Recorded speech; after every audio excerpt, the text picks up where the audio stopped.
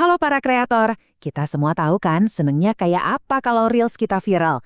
Tapi, pernah kepikiran gak sih di balik jutaan views itu ada resiko hukum yang jujur aja serem banget loh. Yuk kita kupas tuntas bareng-bareng. Coba lihat angka ini, 1 miliar rupiah.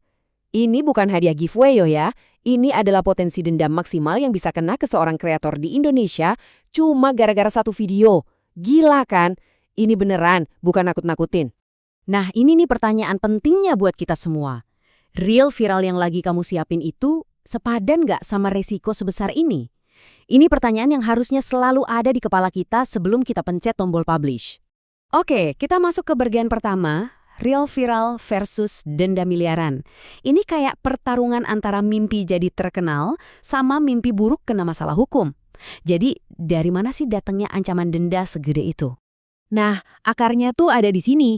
Denda raksasa itu datang dari Undang-Undang Hak Cipta. Artinya, pas kamu pakai musik atau potongan video orang lain tanpa izin, itu artinya kita bukan cuma ngelanggar aturan main di Instagram, tapi udah berurusan sama hukum negara. Serius ini.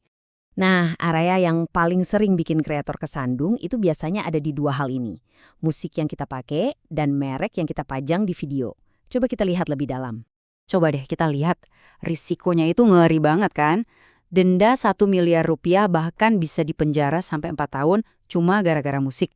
Tapi solusinya, gampang banget ternyata. Cukup pakai musik dari library-nya Instagram atau dari sumber lain yang bebas royalti. Gampang banget kan buat tetap aman? Aturan yang sama juga berlaku buat merek loh. Kelihatannya emang keren sih pakai baju yang logonya gede atau pamerin produk terkenal. Tapi hati-hati kalau itu tanpa izin dan kesannya kayak kamu tuh di-endorse, wah itu bisa jadi pelanggaran hak merek. Jadi mikir 2 kali deh sebelum pamerin logo. Oke, tadi kan soal minjem karya orang lain.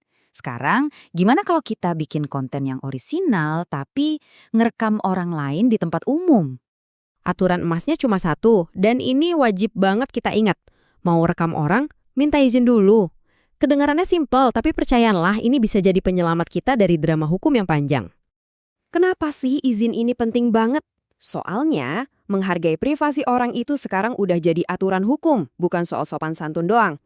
Apalagi nih ya, kalau konten kamu itu tujuannya komersial atau buat cari duit, wah, izin itu udah kayak tameng utama kamu. Lanjut, ada nih beberapa jenis konten yang udah pasti dilarang. Titik. Mau seoriginal apapun idenya, kalau topiknya masuk kategori ini ya jangan. Semuanya diatur di Undang-Undang ITE. Yuk kita lihat daftar merahnya. Yang pertama, dan ini udah pasti, adalah hoaks dan fitnah. Jangan pernah deh coba-coba bikin konten kayak gini. Disusul oleh ujaran kebencian berbasis SARA. Ini juga harga mati. Nggak bisa ditawar-tawar lagi. Konsekuensinya serius banget. Kemudian, pada konten asusila. Ini sih udah jelas ya, platform manapun pasti ngelarang. Dan hukum negara kita juga sangat tegas soal ini. Dan yang terakhir, yang sering banget dianggap sepele, bullying atau body shaming. Ingat ya, ini bukan cuma soal etika, tapi beneran bisa kena pasal hukum. Oke. Setelah dengar semua larangan tadi, jangan langsung jadi takut ngonten ya. Tujuannya bukan buat bikin parno, tapi justru biar kita jadi kreator yang makin pintar. Yuk kita tutup dengan checklist praktis ini. Jadi, gimana caranya biar aman? Gampang, ingat aja 4 hal ini. 1. Jadilah orisinal. Ide kamu itu yang paling mahal, jadi maksimalkan itu. 2. Pakai aset yang legal. Jangan ambil risiko yang nggak perlu. 3. Hormati orang lain, selalu minta izin. Dan 4. Bikin konten yang positif. 4 pilar ini adalah kunci sukses kamu. Jadi, intinya apa? Intinya ini nih, viral itu emang bagus, tapi aman secara hukum itu wajib. Itu pondasinya. Jadi teruslah berkarya, kejar viral, tapi selalu pakai cara yang cerdas dan aman. Sampai ketemu di bahasan berikutnya.